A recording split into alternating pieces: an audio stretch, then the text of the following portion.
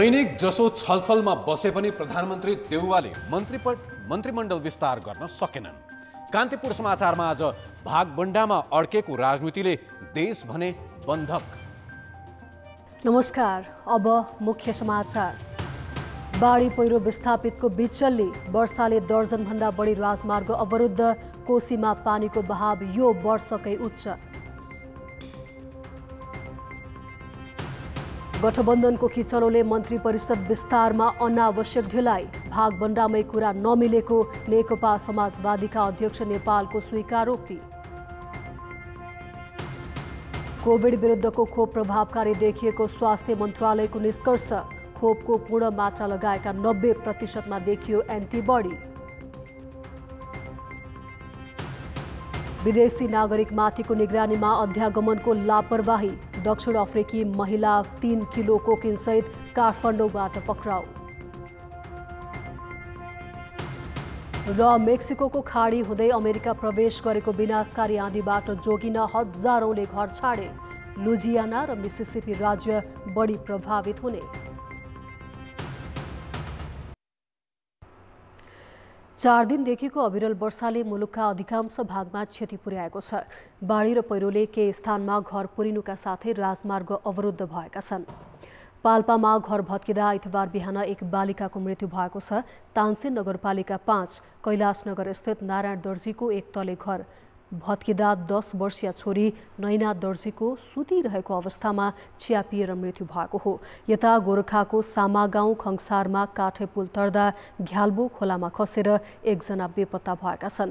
सिद्धार्थ राजमार्ग अन्तर्गत पाल्पा बुटोल सडक खण्डको डुम्रेमा आइतबार बिहान ठूलो पहिरो खसेको छ। पहाडै बगेर आएको पहिरोले 2 घर पुरिएका छन् भने 4 घर जोखिममा छन्। यसैगरी चुरेबाट खसेको पहिरोले बुटोल उपमहानगरपालिका 3 ज्योतिनगरमा 10 घरमा क्षति पुर्याएको छ। पहिरो खस्ने क्रम जारी रहेकाले प्रभावित 10 घरलाई सुरक्षित स्थानमा सारिएको छ। पहिरोले बुटवलको गोल पार्कदेखि लक्ष्मीनगर जाने रिङ रोड बगाएको छ। यता बीपी राजमार्गको खुरकोट नेपाल थोक खण्ड अन्तर्गत सिन्धुलीको सुनकोशी गाउँपालिकाको कमेरे फाटमा लेदो सहितको पहिरो झरेर अवरुद्ध भएको बीपी राजमार्ग अपराह्नबाट खुलेको हो। मध्य पहाडी लोकमार्ग अन्तर्गत सिन्धुलीकै अक्करे भिरको पहिरो 4 दिनदेखि पन्छाउन सकिएको छैन। यस्तै पृथ्वी राजमार्गको धादिङको गल्छी खण्डमा पहिरो झरेर आइतबार साँझपख राजमार्ग अवरुद्ध भएको छ। यसैगरी त्रिभुवन राजपथ अन्तर्गत नागढुङ्गा नजिकै पहिरो खसेर राजमार्ग अवरुद्ध भएको छ। उता नवलपरासीमा शनिबार बाढी र पहिरोले विस्थापित परिवारलाई विद्यालयमा राखिएको छ। यस्तै कोशी नदीमा पानीको बहाव बढ्दै गएको छ। कोशीमा यस वर्षकै उच्च, प्रति सेकेन्ड 2,65,600 क्युसेक बहाव मापन गरिएको छ। सप्तकोशीमा पानीको बहाव बढेपछि कोशी ब्यारेजका 56 मध्ये 35 वटा ढोका खोलिएको छ। यसैगरी सुनसरीको बराह क्षेत्र नगरपालिकामा पर्ने श्रीलङ्का टापुमा सप्तकोशीको भङ्गालोमा अलपत्र परेका 40 जनाको उद्धार गरिएको छ। गोठालो गएका उनीहरू कोशीको बाढीले अलपत्र परेपछि गोताखोर तथा सुरक्षाकर्मीको टोलीले उद्धार गरेको हो।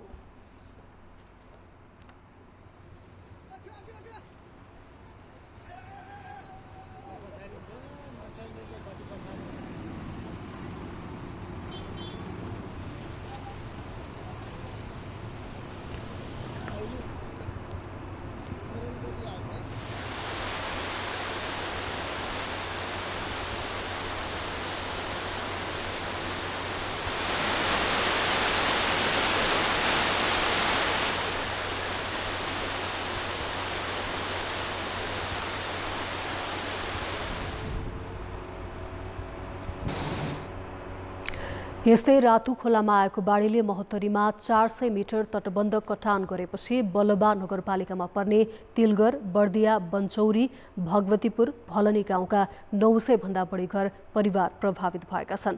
घरमा 5 फिटसम्म पानी र 1 फिटसम्म खोलाले बगाएर ल्याएको लेदो माटो पसेपछि घरमा बस्नै समस्या भएको छ। गाउँमा पानी पसेको 3 दिन भइसके पनि राहतको नाममा चिउरा, मुरही र चाउचाउ बाहेक केही उपलब्ध गराइएको छैन। महोत्तरीको बलबा नगरपालिकामा पर्ने तिलगढ निवासी 55 वर्षीय परमेश्वर कापरको घरमा 3 दिनदेखि चुल्हो बलेको छैन। काठको 2 तल्ले घरमा तल्लामाथि बालबच्चालाई जेनतेन राखेका छन्। घरको तल 5 फिटसम्म पानी पसेको र बाढीमा बगेर आएको लेदो माटो 1 फिटसम्म जमेका कारण चुल्हो बाल्न सकेका छैनन्। पशु चौपायालाई विद्यालयमा व्यवस्थापन गरेका कापरको घरमा 3 दिनदेखि आफन्तजनले भोजनको व्यवस्था मिलाउँदै आएका छन्। गाउँको मान्छेले कोही हित बन्छ त्यसलाई मलाई दिन्छ खाना म खाउँछु। तिलगरकै 35 वर्षीय अन्जु मण्डलको घरमा रातो खोलामा आएको बाढीले क्षति पुर्याएपछि उनी अहिले बालबच्चासहित गाउँकै विद्यालयमा शरण लिएका छन्। घरमा भएको अन्न पनि बाढीले बगाएपछि बालबच्चालाई कसरी पाल्ने भन्ने चिन्ताले सताएको छ। उनी 3 दिनदेखि चाउचाउ र नुन चिउरा खाएर दिन काट्न बाध्य छन्। बाहर रहले घर रहले हमरा सबके रहले आधा किलो के चूड़ा देलकै, दाल बोट देलकै, चीनी देलकै, मुरही देलकै, वह खा के धियापुता के काल पर खा लिए। अभी केनो के दुख काट के अपन धियापुता के पाल लिए, खियाबी लिए, अभी रहल छी हैन। पानीको सतह कम भएपछि रेड क्रस र प्रहरीले पीडित परिवार तथा क्षतिको आंकलन गरिए पनि स्थानीय सरकारले कुनै सहयोग गरेको छैन। पीडामा परेका बेला स्थानीय जनप्रतिनिधि हेर्न समेत नआएको पीडित परिवारको गुनासो छ। पीडित परिवारलाई कसरी व्यवस्थापन गर्ने भन्ने तर्फ अझै कसैको ध्यान पुग्न सकेको छैन। जतिजनाको यहाँ क्षतिपूर्ति भएको छ उनीहरूलाई सबको रेकर्ड राखेर यिनीहरूले कम्तीमा 1 महिनाको खर्च त दिनु पर्यो नि जनतालाई। बाढीले गाउँ जाने बाटो चारैतिरबाट कटान गरेपछि स्थानीयलाई आवत जावतमा समेत समस्या भएको छ। कान्तिपुर समाचारका लागि अमरकान्त ठाकुर, तिलगर, बलवा नगरपालिका, महोत्तरी। असार 29 गते प्रधानमन्त्रीको शपथ लिएका शेरबहादुर देउवाले 1.5 महिनाको समय बिताइसकेका छन्। यो अवधिमा देउवाले सरकारलाई पूर्णता दिन सकेका छैनन्। नेकपा माओवादी केन्द्र, तत्कालीन एमालेको माधव कुमार नेपाल समूह र जनता समाजवादीको साथमा गठन भएको सरकारलाई पूर्णता दिन सत्ता गठबन्धन भित्रको आन्तरिक किचलो कारण बन्दै आएको छ। सबै दलभित्र सरकारमा जाने आकांक्षीको संख्या धेरै हुनुले नै सरकारले पूर्णता पाउन सकेको छैन। प्रधानमन्त्री देउवाले मन्त्री परिषद विस्तारका विषयमा आइतबार बिहान सत्ता गठबन्धनका नेताद्वय माओवादी केन्द्रका अध्यक्ष पुष्पकमल दाहाल र नेकपा एकीकृत समाजवादीका अध्यक्ष माधव कुमार नेपालसँग छलफल गरे। तर मन्त्रालय भागबण्डा र सरकार विस्तारबारे कुनै टुङ्गो लागेन।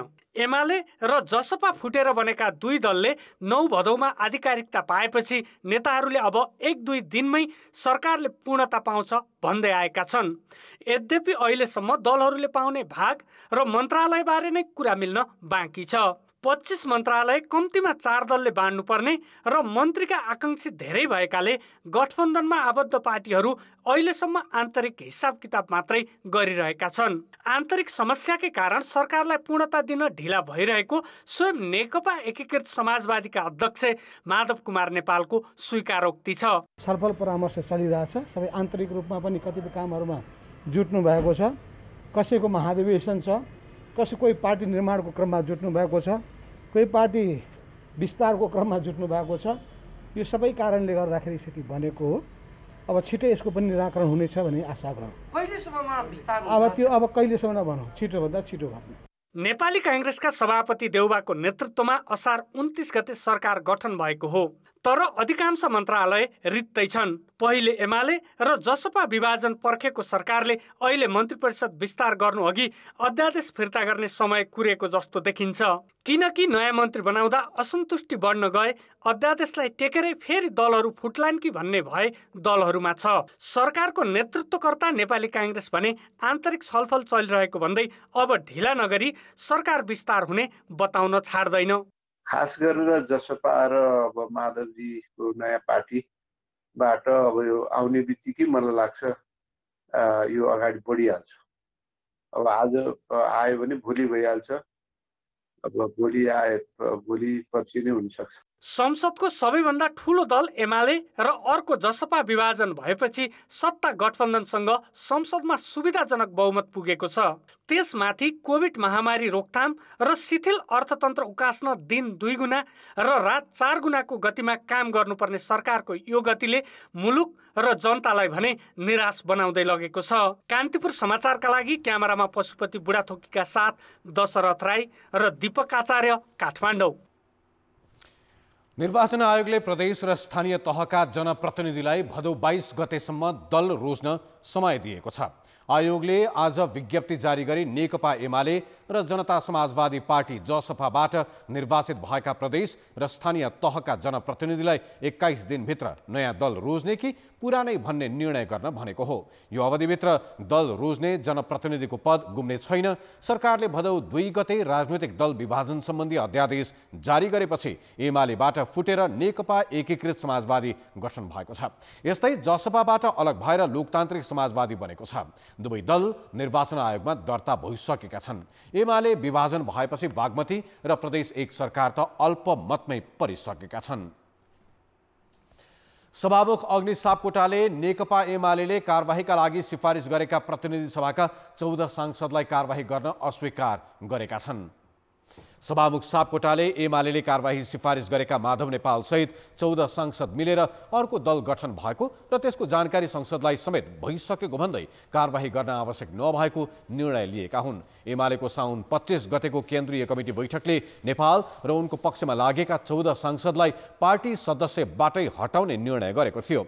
एमाले सांसदबाट हटाउन गरिएको सिफारिस पत्र भदौ 1 गते संसद सचिवालयमा दर्ता गराएको थियो। नेता नेपालले आफ्नो अध्यक्षतामा नेकपा एकीकृत समाजवादी पार्टी गठन गरिसकेका छन्। त्यसको जानकारी निर्वाचन आयोगले भदौ 11 गते संसद सचिवालयलाई गराएको थियो। सभामुख सापकोटाले नयाँ दल गठन भइसकेको अवस्थामा राजनैतिक दल सम्बन्धी ऐन तथा अन्य कानुन अनुसार कारबाही गर्नुपर्ने अवस्था नरहेको निर्णय गरेको संसद सचिवालयका प्रवक्ता रोजनाथ पाण्डेले जानकारी दिएका छन्। स्वास्थ्य मन्त्रालयले गरेको अध्ययनले कोभिड विरुद्धका खोप प्रभावकारी रहेको देखाएको छ। मन्त्रालयले देशव्यापी रूपमा गरेको सर्वेक्षण अनुसार 1 मात्रा खोप लगाएका 80% र पूर्ण मात्रा खोप लगाएका 90%मा एन्टिबडी देखिएको छ। एन्टिबडीका आधारमा मन्त्रालयले खोप अत्यन्तै प्रभावकारी रहेको देखिएको बताएको हो। कोभिड विरुद्ध नेपालमा भेरोसेल, जोन्सन एन्ड जोन्सन र एस्ट्राजेनेका कोभिसिल्ड खोप लगाइएको हो। अहिलेसम्म 50,63,000ले पहिलो मात्रा र 40,52,000ले पूर्ण मात्रा खोप लगाएको तथ्याङ्क छ। मन्त्रालयले कोभिड संक्रमणको अवस्थाको सूक्ष्म विश्लेषण गरी आवश्यक कार्ययोजना बनाउन असार 21 देखि साउन 30 गतेसम्म 7 प्रदेशबाट खोप नलगाएकाहरूलाई पनि समेटेर नमुना सङ्कलन गरेको थियो। 13,161 जना मध्ये 68.6%मा एन्टिबडी देखिएको मन्त्रालयले जनाएको छ। यसैबीच नेपालमा आज कोभिडका 24 बिरामीको मृत्यु भएको छ। यस्तै 1214 संक्रमित थपिएका छन्। 7,259 जनाको पीसीआर परीक्षण गर्दा 17%मा संक्रमण देखिएको हो। एन्टिजेन परीक्षणमा 174 जनामा संक्रमण पुष्टि भएको छ। आज काठमाडौँ उपत्यकामा 478 संक्रमित थपिएका छन्। यस्तै कास्कीमा 175 र मोरङमा 110 जनामा संक्रमण पुष्टि भएको छ। आज 2260 जना संक्रमण मुक्त भएका छन्। कोभिडका 625 बिरामी आइसियु र 167 बिरामी भेन्टिलेटरमा उपचार गराइरहेका छन्। यो बेला पर्यटक नेपाल आउने र घुमफिर गर्ने समय नै होइन। त्यसमाथि कोरोनाकै कारण नेपालले कतिपय मुलुकका नागरिकलाई प्रवेशमै रोक समेत लगाएको छ। आउनै परे पनि नेपालमा आएर भिजा लिने व्यवस्था नभएकाले उतैबाट लिएर आउनुपर्छ र 14 दिन क्वारेन्टिन बस्नुपर्छ। तर अध्यागमन विभागको लापरवाहीले काठमाडौँ आइपुगेकी एकजना अफ्रिकन महिला 9 करोड मूल्य बराबरको 3 किलो लागु औषध कोकिन सहित पक्राउ परेकी छन्। भदौ 3 गते अपराह्न 4:35 बजे करिब 150 यात्रु लिएर दक्षिण अफ्रिकाको केपटाउनबाट दोहा हुँदै त्रिभुवन अन्तर्राष्ट्रिय विमानस्थलमा अवतरण गरेको कतार एयरवेजको जहाजमा एकजना मात्रै दक्षिण अफ्रिकी यात्रु थिइन्। आश्चर्यको कुरा उनले विमानस्थल उत्रने बित्तिकै पर्यटक भिजा मागिन्, जबकि अहिले न पर्यटकीय मौसम हो न त दक्षिण अफ्रिकाबाट आउनेलाई अहिले काठमाडौँ उत्रेपछि भिजा दिने व्यवस्था नै छ। आउनेले उतैबाट लिएर आउनुपर्छ। तर अध्यागमनले तिनै दक्षिण अफ्रिकी महिला शेर्लिया गामालाई 30 दिनको पर्यटक भिजा थमाइदियो। अध्यागमनले सजिलै भिजा थमाए पनि अस्वाभाविक रूपमा नेपाल प्रवेश गरेकी गामा भने लागु औषध नियन्त्रण ब्युरोका प्रहरीको विशेष निगरानीमा थिइन्। प्रहरीको निगरानी त्यति बेला सही ठहरियो जति बेला ती महिला विश्वकै महँगो लागु औषध कोकिन सहित पक्राउ परिन्। त्यो पनि थोरै कहाँ हो र 3 किलो अर्थात् 9 करोड रुपियाँ मूल्यको। क्वारेन्टाइन 14 दिनको क्वारेन्टाइन बस्ने बित्तिकै निजको चाहिँ फर्किने रिटर्न टिकट पनि भेटिएको थियो र यो समयमा नआउनु पर्ने मान्छे किन आयो र होटलमा बसेर तुरुन्तै त्यही मान्छे फर्किँदैछ भनेपछि उसँग चाहिँ कोही मान्छे बिचमा भेटघाट गर्न आउँदैछ कि भन्ने खालको हामीले इन्फर्मेसनहरू डेभलप गरेर त्यसैलाई फलो गरेर हामीले तुरुन्तै होटलमा हामीले रेड गरेको हो। गामालाई सघाउन 2 वर्षदेखि नेपाली भाषा पढ्ने बहानामा एक तान्जानियन महिला पनि नेपालमै बसिरहेको खुलेको छ। दक्षिण अफ्रिकी गामा आगमनको अर्को रहस्य पनि छ। 14 दिन नेपालमा अनिवार्य क्वारेन्टिन बस्नुपर्ने नियम भए पनि उनी काठमाडौँ आएको 15औं दिनमा फर्किने टिकट नै बोकेर आएकी थिइन्। अध्यागमनको कमजोर उपस्थितिले गैरकानुनी रूपमा विदेशी नेपाल आउने र कोकिन जस्तो लागु औषधको ट्रान्जिट काठमाडौँ बनेको देखिएको छ। अहिलेको यो ट्रेन्ड हेर्दाखेरि एकदमै राम्रोसँग प्याक गर्ने र एयरपोर्टको त्यो एक्सरेबाट चाहिँ यिनीहरूले सजिलैसँग छिराउन सक्ने देखियो र त्यही भएर अहिले हामीले इन्टरनेसनल एयरपोर्टलाई पनि लेख्दैछौँ अब कुन किसिमको एक्सरे मेसिनहरू राख्ने भनेर। जस्तै तान्जानियन केटी यहाँ विगत 2 वर्षदेखि बसेको थियो र उसले 1-2 चोटि चाहिँ यो डेलिभरी गरेको पनि देखिन्छ र त्यही भएर अब हामीले लागु औषध ब्युरोको टिम पनि अराइभल सेक्सनमा पनि अहिले व्यापक रूपमा खटिया छ र यो डग स्निफिङहरू पनि हामीले व्यापक गराइरहेछौँ। प्रहरीले कोकिन लिन आएका एकजना भारतीय नागरिकलाई पनि नियन्त्रणमा लिएको छ। 10 वर्षको अवधिमा नेपालमा 50 किलो कोकिन र 13 देशका 23 जना विदेशी पक्राउ परेका छन्। यो तथ्याङ्क हेर्दा पनि अध्यागमनको लापरवाही र विमानस्थलको फितलो सुरक्षा मुख्य कारक रहेको प्रष्ट हुन्छ। कान्तिपुर समाचारका लागि क्यामेरामा हरिशरण तिमल सिन्हाका साथमा रमेश धमला, काठमाडौँ। अनावश्यक र अनियमित सवारी साधन खरिद गरेको भन्दै महालेखा परीक्षकको प्रतिवेदनले प्रदेश 2 सरकारलाई वर्षेनी सचेत गराउँदै आएको छ। तर महालेखाको निर्देशन विपरीत करोडौंका गाडी खरिद भने रोकिएको छैन। प्रतिपक्षमा हुँदा मितव्ययिताकै विषयलाई लिएर सरकारको चर्को आलोचना गर्ने माओवादी केन्द्रका मन्त्रीमा पनि अहिले महँगा गाडीप्रतिको मोह देखिएको छ। हालै सार्वजनिक भएको महालेखा परीक्षकको प्रतिवेदनले सबभन्दा बढी प्रदेश 2 सरकारले आर्थिक अनुशासन विपरीत काम गरेको ठहर्याएको छ। यस अघिका वर्षमा जस्तै सवारी साधन खरिदमै वित्तीय अनुशासन कायम नभएको महालेखाको प्रतिवेदनमा उल्लेख छ। सवारी खरिद शीर्षकमा यस पटकको प्रतिवेदनमा विभिन्न मन्त्रालयले 38 करोडको खरिद गरेको उल्लेख छ। लामो समय प्रतिपक्षमा रहेका माओवादी केन्द्र सरकारमा सहभागी भए लगतै उसैले नेतृत्व गरेका मन्त्रालयमा गाडी खरिदको माग गरेका छन्, जबकि प्रतिपक्षमा हुँदा माओवादी केन्द्रले यही विषयलाई मुद्दा बनाएका थिए। नयाँ गाडी नखरिद गरिकन तपाईँको हुने स्थिति देख्दैन। मैले 2-3 पल्ट आएदेखि मलाई आएको अब झन्डै अब 1 महिना हुन लाग्यो। 2-3 पल्ट चाहिँ मेरो गाडी अनि त्यसपछि राज्य मन्त्रीजीको पनि 3-4 पल्ट उहाँको पनि गाडी बिग्रिसकेको छ। आन्तरिक मामिला तथा सञ्चार मन्त्रालयसँग अहिले 8 वटा गाडी छन्। यस अघिका मन्त्री र राज्य मन्त्रीले चढ्दै आएको गाडी मन्त्री भरत प्रसाद शाह र राज्य मन्त्री रुबी कर्णलाई उपलब्ध गराइएको छ। 3 वर्ष अघि खरिद गरिएको गाडी हुँदा हुँदै पनि थप 2 वटा गाडी खरिदका लागि 2 करोड 40 लाख रुपियाँ आर्थिक मामिला तथा योजना मन्त्रालयसँग माग गरिएको हो। यो विषय चाहिँ अहिले छलफलकै चरणमा रहेको छ र मलाई लाग्छ अब सम्बन्धित मन्त्रालयहरूले माग गरेको विषयमा आवश्यकता र औचित्यताको आधारमा अर्थ मन्त्रालयले निर्णय गरेर थप निकासा दिने नदिने भन्ने निर्णय गर्छ। त्यो चाहिँ अहिले प्रक्रियामै रहेको छ। मुख्यमन्त्री र जसपाका मन्त्री विलासी र कार्यकर्तामुखी रहेको भन्दै सदन र सार्वजनिक स्थलमा विरोध गर्न कुनै कसर बाँकी नराखेका माओवादीकै नेताले मन्त्रीभन्दा देखाएको सवारी मोहको तीव्र आलोचना भइरहेको छ। विलासताबाट ध्यान हटाएर कोभिड महामारीलाई कसरी नियन्त्रण गर्न सकिन्छ, स्वास्थ्य संस्थाहरूलाई कसरी सुधार गरेर अपलिफ्ट गर्न सकिन्छ र त्यसलाई प्रभाव पार्ने स्वास्थ्यलाई प्रभाव पार्ने यो फर्मुलालाई कसरी चाहिँ नियन्त्रण गर्न सकिन्छ, कसरी सुधार गर्न सकिन्छ, यसमा चाहिँ प्राथमिकता दिनुपर्छ।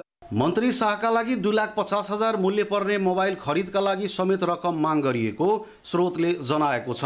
कोरोना भाइरसको कहरले प्रदेश 2 को अर्थतन्त्र शिथिल छ। प्रदेशको शिक्षा र स्वास्थ्यको अवस्था नाजुक छ। यी आधारभूत सेवा सुधारका लागि अग्रसर हुनुको साटो सरकारका मन्त्रीको ध्यान सेवा सुविधामै छ। महालेखा परीक्षकको प्रतिवेदनलाई समेत व्यवस्था गर्दै सरकारकै मन्त्रीले वित्तीय अनुशासनको खिल्ली उडाइरहेका छन्। कान्तिपुर समाचारका लागि सहकर्मी अमरकान्त ठाकुर र बिर्खेश यादवका साथ अनिल मिश्र, जनकपुरधाम, धनुषा। बारम्बार तालिका मिचेर 14औं महाधिवेशन मङ्सिरमा पुर्याएको नेपाली काङ्ग्रेसमा जिल्ला सभापतिकै नाम क्रियाशील सदस्यको सूचीबाट हटाइएको पाइएको छ। हरेक महाधिवेशनमा विवादको जड बन्ने गरेको क्रियाशील सदस्यता वितरण किन थपघट र आशंकाको कारण बन्ने गर्छ त?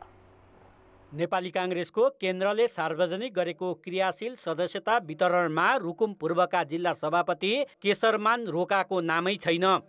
उनी मात्र होइन, जिल्लाले सिफारिस गरेका 100 जनाको नाम समेत हटाइएको छ। नुवाकोट जिल्ला कार्यालय सचिव कृष्ण रिजाल सहित 122 जनाको नाम पनि हटाइएको छ। कञ्चनपुर र गुल्मी नगर सचिवको नाम अन्तिम सूचीमा छैन। सिन्धुपाल्चोक, मुगु, बैतडी, जुम्ला लगायत जिल्लामा पनि समस्या उस्तै छ। जिल्ला स्तरबाट आएका र छानबिन समितिले पार्टीलाई कृष्ण सिटोला, मिनेन्द्र रिजाल र रमेश लेखक सम्मिलित सदस्यता विवाद समाधान समितिले धेरैको नाम हटाइदिएको संस्थापन इतर पक्षका जिल्ला सभापतिहरूको आरोप छ। जिल्लाबाट आएका धेरै नामहरू कटौती गर्ने, 100 नामहरू थप्ने काम भयो। अब त्यही प्रक्रियामा अहिले पनि हिजो मेरै जिल्लाको नाम सार्वजनिकरण भएको छ। मेरै पार्टीको कार्यालय सचिव भयो बस्ने कृष्ण रिजाल, उनको नाम अघिल्लोचोटि वेबसाइटमा आउँदाखेरि नाम थियो। अहिलेको पटक अहिले भर्खर हिजो हेरेकोमा छैन। यसरी विभिन्न वडाहरूमा नयाँ तल्लो तहबाट पठाइएका नामहरू घटाइएका छन्। केही नामहरू फेरि थपिएका पनि अहिले पनि हामीसँग जिल्लामा छ। संस्थापन पक्षका नेताहरू भने आफूहरूले छानबिनपछि सबै नामावली विवाद समाधानका लागि बनेको उच्च स्तरीय समितिलाई बुझाएको दाबी गर्छन्। त्यसो भए जिल्ला सभापतिकै नाम सदस्यबाट कसरी हट्यो त? हामीले त्यसो गरेका छैनौँ। हामीले सहमति गराउने क्रममा केन्द्रीय तहमा आइसकेपछि क्रियाशील छानबिन समितिले, कुनै केन्द्रीय समितिले यस्तोमा हस्तक्षेप गरेको छैन, कुनै पदाधिकारीहरूले हस्तक्षेप गर्नुभएको छैन। सदस्यतालाई खुल्ला नगर्ने हो भने यो कसैको पनि नियन्त्रणभित्र रहिरहँदाखेरि यो चाहिँ एक प्रकारको सिन्डिकेट हुने भयो।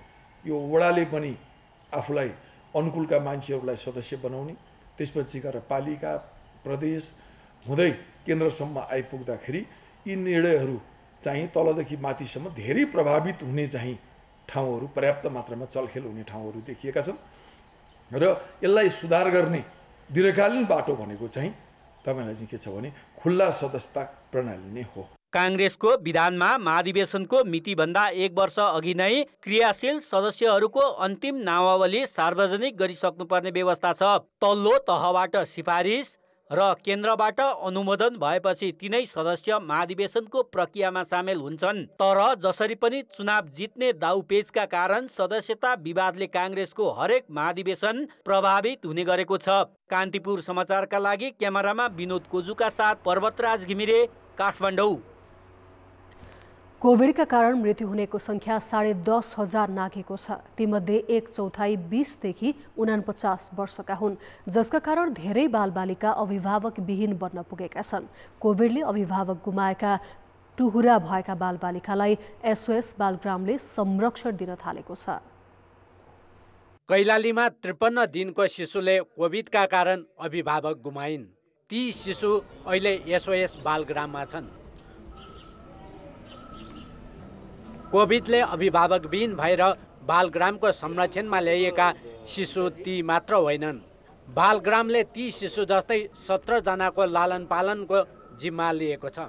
बालबालिकाले दुईटै अभिभावक कोभिडको कारणले गुमाएका छन् भने कसैले एउटा अभिभावक गुमाएका छन् भने अब कोही चाहिँ नि अब कोभिडको कारणले चाहिँ नि उनीहरूको जीविकोपार्जनमा समस्या भएको कारणले गर्दाखेरि त्यो किसिमको बालबालिकालाई हामीले हाम्रा दुईटा एउटा अल्पकालीन र दीर्घकालीन कार्यक्रम अन्तर्गत जसको कोभिडको कारणले उनीहरूको जीविकोपार्जनमा समस्या भयो त्यस किसिमको बालबालिकालाई हामीले परिवार सबलीकरण कार्यक्रम अन्तर्गत राखेका छौँ भने SOSले आफ्ना विभिन्न 10वटा बालग्राममा कोभिडले अभिभावक गुमाएका 50 बालबालिकालाई राखेको छ।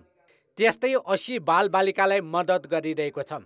टुहुरा भएका अरू बालबालिकाको संरक्षणका लागि स्थानीय प्रशासनले ताकेता गरिरहेका छन्। कोभिडका कारण कति बालबालिका टुहुरा भए भन्ने यकिन विवरण राज्यका कुनै निकायसँग छैन। SOSले थप 150 बालबालिकालाई बालग्राममा राखेर हेरचाह गर्ने र 400 भन्दा बढीलाई 23 वर्षको नउन्जेल आर्थिक सहयोग गर्ने जनाएको छ। बाबु नानीहरूलाई परिवार सुदृढीकरण कार्यक्रम मार्फत मद्दत पुर्याएको हिसाबले हामीले तथ्याङ्कगत तुलना गर्ने हो भने हामीले 80 जना बालबालिकाहरू परिवार सुदृढीकरण कार्यक्रम अन्तर्गत मद्दत पुर्याइसकेको अवस्था छ र यो दिनदिनै आउने क्रम जारी छ। एसओएस बालग्रामभित्र आएको बालबालिकाको लागि उहाँहरू 23 वर्ष नपुगुन्जेलसम्म अथवा आर्थिक रूपले आफ्नो खुट्टामा उभिन सक्ने अवस्था नभएको बेलासम्म हामी मद्दत पुर्याउँछौँ। कोभिडले अभिभावक गुमाएका बालबालिकालाई संरक्षण दिने अरू संस्था पनि छन्। यस्तै कतिपय मनकारीहरूले व्यक्तिगत रूपमा पनि सहयोग गरेका छन्, तर यसको एकीकृत तथ्याङ्क छैन। कान्तिपुर समाचारका लागि जिल्ला सहकर्मी महेन्द्र बम र रमा दाहाल तथा क्यामेरामा विनोद कोजुका साथ नारायण किलम्बु, काठमाडौँ।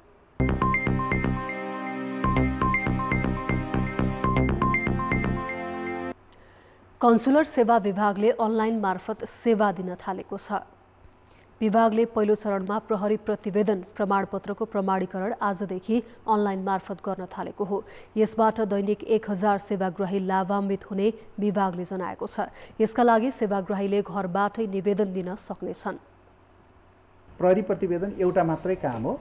यसपछि हामी क्रमशः शैक्षिक प्रमाणपत्र र अन्य कागजातहरूको प्रमाणीकरण यो स्मुथली रन भइसकेपछि चाँडै नै हामी उहाँहरूलाई पनि राख्छौँ। या आफैले मोबाइलबाट गर्न सक्नुहुन्छ, या कसैको सहयोग लिएर मोबाइलबाट जहाँ इन्टरनेट चल्छ गर्न सक्नुहुन्छ, अथवा वैदेशिक प्रयोजनको रोजगारी प्रयोजनको लागि हो भने वैदेशिक रोजगार व्यवसायी सङ्घ कम्पनी जस मार्फत उहाँ जाँदै हुनुहुन्छ त्यहाँ गर्न सक्नुहुन्छ र उहाँले नै निवेदन दिने, राजस्व तिरिदिने र कन्सुलर प्रमाणीकरण गरिदिने व्यवस्था गर्न सक्नुहुन्छ। विभागमा करिब 50 लाख सेवाग्राही जोडिएका छन्। आफूले दिँदै आएका 2 दर्जन अन्य सेवालाई पनि अनलाइनमा जोड्ने गृह कार्य अगाडि बढाइएको विभागले जनाएको छ। शेयर बजारमा आज 49 अङ्कको गिरावट आएको छ। यस्तै 15.5 अर्ब रुपियाँभन्दा बढीको कारोबार भएको छ। वित्त बाहेकका बाँकी 12 वटै समूहले परिसूचक 3045 अङ्कमा छारेका छन्। जलविद्युत समूहको परिसूचक सबैभन्दा धेरै 2.4%ले ओह्रालो लागेको छ। यस्तै ब्याङ्क, व्यापार, बिमा, लगानी, लघुवित्त र उत्पादनमूलक समूहको परिसूचक 1.5% भन्दा धेरैले घटेको छ। आज 157 कम्पनीका लगानीकर्ताले कमाएका छन् भने 28 कम्पनीका लगानीकर्ताले गुमाएका छन्। बजारमा 2,48,88,000 किता सेयर 15 अर्ब 65 करोड 12 लाख रुपियाँमा किनबेच भएको नेपाल स्टक एक्सचेन्जले जनाएको छ। अरुण भ्याली हाइड्रो पावरको सबैभन्दा धेरै 1 अर्ब 31 करोड 83 लाख रुपियाँको सेयर किनबेच भएको छ। अफगानिस्तानबाट आज थप 8 नेपाली काठमाडौँ आइपुगेका छन्। काबुल स्थित अमेरिकी नियोगको सहयोगमा 8 नेपाली युवा कतारको दोहा हुँदै काठमाडौँ आइपुगेका हुन्। काबुल विमानस्थल नजिकै 34 युवा उद्धारको प्रतीक्षामा छन्। उनीहरूलाई सुरक्षित स्थानमा राखिएको परराष्ट्र मन्त्रालयका एसिया संयोजक हरिश चन्द्र घिमिरेले जानकारी दिएका छन्। अमेरिकाको लुजियाना राज्यमा शक्तिशाली समुद्री आँधी आइडाको प्रकोपबाट जोगिन हजारौं मानिस आफ्नो घर छाडेर सुरक्षित स्थानतर्फ लागेका छन्। लुजियाना राज्यका विभिन्न क्षेत्रका मानिसलाई आफ्नो घर छाडेर सुरक्षित स्थानतर्फ जान आदेश दिइएकाले त्यहाँका कतिपय सडकमा ट्राफिक जाम भएको छ। मेक्सिको खाडीबाट शक्तिशाली समुद्री आँधी आइडा स्थानीय समयअनुसार आइतबार साँझ अर्थात् आज साँझ लुजियानाको दक्षिणी तटीय क्षेत्रमा ठोकिने मौसम विभागले जनाएको छ। आइडाका कारण 225 किलोमिटर प्रति घण्टासम्मको वेगमा बतास चल्नुका साथै घातक समुद्री छाल आउन सक्ने भन्दै सचेत गराइएको छ। मौसमविदहरूले आइडा 16 वर्ष अघि आएको महाविनाशक समुद्री आँधी कट्रिना भन्दा पनि डरलाग्दो हुन सक्ने बताएका छन्। सन् 2005 मा आएको कट्रिनाले लुजियाना राज्यको न्यू ओर्लेन्स सहर र वरपरका क्षेत्रमा वितण्ड मचाउनुका साथै 1800 भन्दा बढीको ज्यान लिएको थियो। संयोगवश सो आँधी आएको आइतबार ठिक 16 वर्ष पुगेको छ। क्युबा र जमाइकामा वितण्डा मच्चाएर आँधी मेक्सिकोको खाडी हुँदै अमेरिका प्रवेश गर्न लागेको हो। लुइजियाना राज्यका गभर्नर जोन बेल एडवर्ड्सले आइडा 150 वर्ष यताकै विनाशकारी आँधी हुन सक्ने बताएका छन्। छिमेकी राज्य मिसिसिपीका गभर्नरले आपतकाल घोषणा गरिसकेका छन्। राष्ट्रपति जो बाइडेनले आइडा निकै डरलाग्दो समुद्री आँधीमा परिणत हुँदै गएकाले प्रभावित राज्यलाई सङ्घीय सरकारले सहयोग गर्ने आश्वासन पनि दिएका छन्। अफगानिस्तानको राजधानी काबुल स्थित विमानस्थल बाहिर आज पनि विस्फोटका घटना भएको बीबीसीले जनाएको छ। त्यहाँको स्वास्थ्य मन्त्रालयले आज साँझ विमानस्थल बाहिर विस्फोट भएको पुष्टि गरेको छ। विस्फोट कसले गराएको हो भन्नेबारे केही खुलेको छैन। अमेरिकी राष्ट्रपति जो बाइडेनले काबुल विमानस्थलमा 24देखि 36 घण्टाभित्र अर्को आतंककारी आक्रमण हुन सक्नेतर्फ सजग गराएको भोलिपल्टै विस्फोट भएको हो। गत बिहिबार भएको आत्मघाती विस्फोटमा 13 अमेरिकी सैनिक सहित 170 जनाले ज्यान गुमाएका थिए। चरमपन्थी संगठन इस्लामिक स्टेट केले घटनाको जिम्मेवारी लिएको थियो। ब्रेकपछि पुनः स्वागत छ। सर्वोच्च अदालतले महाकवि लक्ष्मीप्रसाद देवकोटाको घरको भग्नावशेष नहटाउन अन्तरिम आदेश दिएको छ। न्यायाधीश अनिल कुमार सिन्हा र बम कुमार श्रेष्ठको इजलासले भग्नावशेष नहटाउन र थप निर्माण कार्य गर्न अघि पुरातत्व विभागसँग समन्वय गर्न आज अन्तरिम आदेश दिएको हो। सङ्ग्रहालय बनाउन भन्दै नेपाल प्रज्ञा प्रतिष्ठानले साउन 3रो साता महाकवि देवकोटाको काठमाडौँ दिल्ली बजार स्थित घर भत्काउन सुरु गरेको थियो। देवकोटाको घर भत्काउनमा रोक लगाउन माग गर्दै अधिवक्ता सञ्जय अधिकारीले साउन 25 गते सर्वोच्च अदालतमा रिट दायर गरेका थिए। साउन 27 गतेको पहिलो सुनुवाईमा न्यायाधीश तेजबहादुर केसीले प्रतिष्ठानसँग घर भत्काउनुको कारण मागेका थिए। आज भएको सुनुवाईमा सर्वोच्चले मुद्दा नटुङ्गिएसम्म पुरातत्व विभागसँग समन्वय नगरी देवकोटाको घर निर्माणसँग सम्बन्धित कुनै पनि कार्य नगर्न आदेश दिएको हो। बढ्दो जनघनत्व र अव्यवस्थित सहरीकरणले काठमाडौँका हिटी तथा ढुङ्गेधाराहरू लोप हुँदै गएका छन्। जति छन् ती पनि हिउँदमा त सुक्खा र रुग्ण हुन्छन्। तर अहिले बर्खाको समयमा भने काठमाडौँका ढुङ्गेधारामा कल बग्ने सफा पानीले स्थानीय बासिन्दाको तिर्खा मेटाउन र सरसफाइमा मात्रै सघाएको छैन, इतिहास बन्दै गरेका हिटीहरूको संरक्षणको महत्त्व पनि दर्शाएको छ। काठमाडौँ उपत्यकामा पिउने पानीको मुख्य स्रोतको रूपमा बनाइएका यस्ता ढुङ्गेधाराहरू पछिल्ला समय सुक्दै गए, जसले गर्दा यहाँ बसोबास गर्ने जुन सहरीकरण सँगसँगै बढ्दै गइरहेको जनघनत्वले यस्ता पानी देख्न पनि मुस्किल हुँदै गइरहेको थियो। तर बर्सातसँगै यो बढेको र ठुलो रूपमा बगिरहेका यस्ता पानीले यहाँका जनजीवन निकै उत्साहित बनेको छ र यहाँ नुहाउने लुगा धुने व्यक्तिहरूको पनि सङ्ख्या बाक्लो हुँदै गइरहेको छ। भाटबढी स्थित यो ढुङ्गेधारा नियमित रूपमा आउने गरे पनि सुक्खा मौसममा भने नआउँदा यहाँ केही बासिन्दाहरूलाई पानी कहिले आउँछ भनेर कुर्नुपर्ने अवस्था भने यो बर्सात सँगसँगै यो ठुलो र धेरै पानी आउने यो अवस्थाले उनीहरूलाई निकै सहज गराएको छ। पानी जहिले पनि आउँछ, नुहाउने लुगा धुने मान्छे चाहिँ बिहानदेखि बेलुका 10, 11, 12 बजीसम्म पनि हुन्छ मान्छेहरू। किन यहाँ काठमाडौँ पानी नभएर? यता हाडी गाउँमा नक्सल एरियामा त्यति धेरै पानी छैन। यो ठाउँमा चाहिँ नक्सलमा चाहिँ उता ढुङ्गेधारामा एक ठाउँमा छ। अब त्यहाँ चाहिँ त्यो पानी किन्नुपर्ने अनि पानीको टाइम राखेको हुन्छ बेलुकाको 4 बजीदेखि 6 बजीसम्म भनेर। अनि त्यहाँ चाहिँ लुगाहरू धुन नि नपाउने अनि खानको लागि मात्रै दिने भनेर राखेको छ। त्यो बेला चाहिँ अब फ्री छ नि त, जति बेला आए पनि हुने, जति बेला लुगा धोए पनि हुने। त्यही भएर पनि प्रत्येक मान्छेहरू यहाँ धेरै नै भिडभाड हुन्छ। बेलुका 6 बजीदेखि 10, 11 बजीसम्म एकदम भिडभाड हुन्छ। भाटबढी जस्तै काठमाडौँका मुख्य यी हिटीहरू अर्थात् ढुङ्गेधाराहरूमा यहाँ पानी आउने यो बर्सातको समयमा यहाँका स्थानीय बासिन्दाहरूलाई खान, लुगा धुन र अन्य घरायसी प्रयोजनका लागि प्रयोग हुने यो धारा यहाँ उपस्थित हुने व्यक्तिहरूका लागि नवजीवन पनि हो। हिउँदो महिनामा त सुक्छ नि, हिउँदो महिनामा सुक्छ। त्यो बेलामा चाहिँ गाडीमा आउने पानी होइन, ट्याङ्करको पानी। यो हिउँदो महिना आइसकेपछि धारा सुक्छ होइन। धारा सुकेपछि चाहिँ यहाँ त जर्किङको लाइन हुँदैन त। यो धारा पर्सत्त थियो त घर नहुँदाखेरि यो धारा पुरा यहाँ त यति डुब्थ्यो यहाँ पहिले। अब अहिले अब खानेपानी धरि समस्या छ हेर्नुहोस्। अब छैन त अब के भन्दा अब यही पनि अब यो अहिले बर्खामा मात्रै हो, हिउँदो लाग्छ यो पनि ट्यापै हुन्छ, छैन पानी कहाँ जाने। यो मरुहिटीमा पनि यहाँ पानी आउँदैन? त्यो छैन, पानी नै छैन, हुँदैन। यो हिउँदो लाग्ने साथै हुँदैन पानी। कस्तो हुन्छ त्यति बेला चाहिँ यहाँ? त्यति बेला त सुक्खा, पुरा सुक्खा हो, केही हुँदैन केही बर्खामा। हिउँदा त हुँदै हुन्न। अनि त्यही होइन, अब उयो किन्नु पानी खायो, यता गएर छ इनारको पानी चलायो, छैन त्यही। अनि के भने किन्यो पानी, ट्याङ्कर पानी ल्यायो, त्यहीबाट नुहाउने धुने पकाउने त्यही धुने। अब खाने त जारकै पानी हो। काठमाडौँ उपत्यकामा जनघनत्व सँगसँगै बनेका ठुला ठुला घरहरूले यस्ता ढुङ्गेधारा सुक्दै गएका छन्, जसले गर्दा यो ढुङ्गेधाराको अस्तित्व यो बर्सातको समयमा मात्रै देख्न पाइन्छ। यो बर्सातको समयमा चलेका यी ढुङ्गेधाराले यहाँका जनजीवनलाई केही मात्रामा भए पनि सहज गरेका छन्। कान्तिपुर समाचारका लागि क्यामेरामा विनोद गोजुका साथ सुबिन्द्र श्रेष्ठ, काठमाडौँ।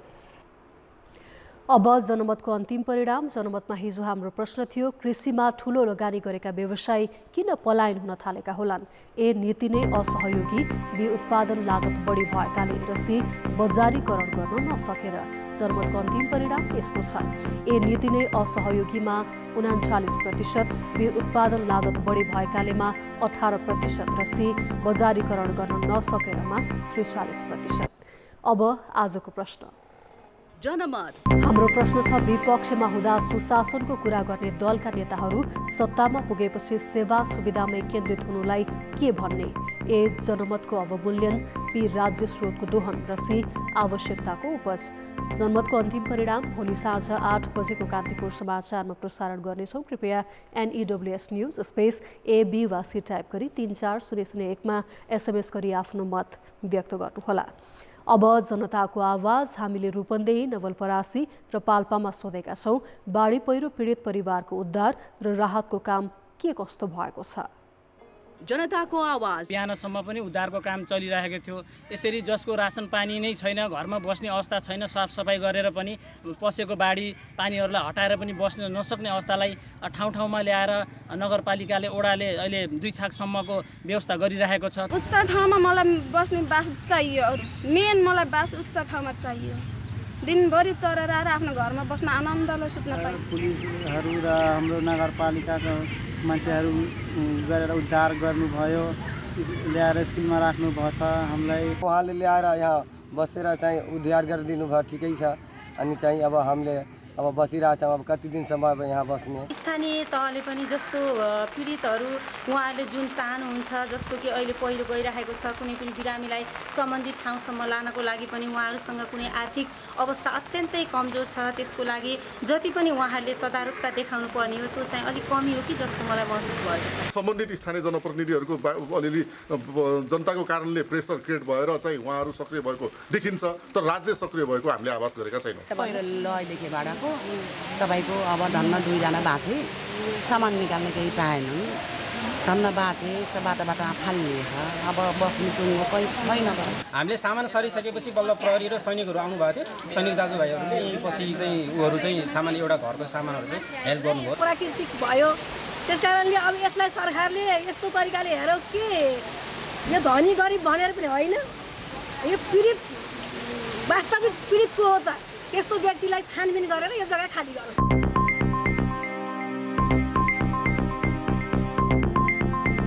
अब मौसम सम्बन्धी जानकारी।